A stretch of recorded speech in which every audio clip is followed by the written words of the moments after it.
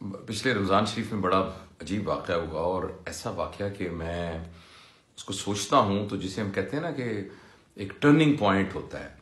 تو ہمارے بابا جی ہیں، میں نے ان کو فون کیا، میں ان کی خیر خرید کے لیے فون کرتا رہتا ہوں، تو میں نے ان سے کہا کہ میرے لیے دعا کریں.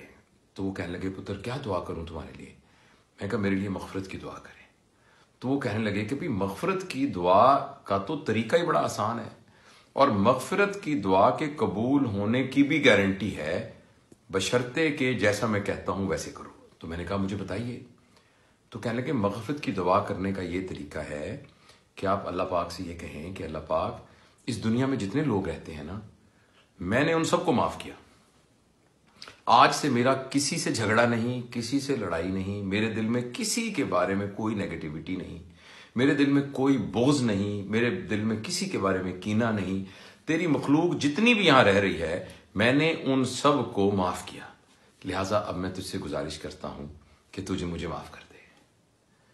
یہ بات سنی تو میرے تو پیروں کے نیچے سے زمین نکل گئی، اور میں نے یہ سوچا کہ ہم ہر وقت اللہ کے سامنے مغفرت کی اور استغفار کرتے ہیں اور معافی کی درخواست کرتے رہتے ہیں، لیکن ہم خود اپنے طور پر کسی کو معاف کرنے کو تیار ہی نہیں ہیں.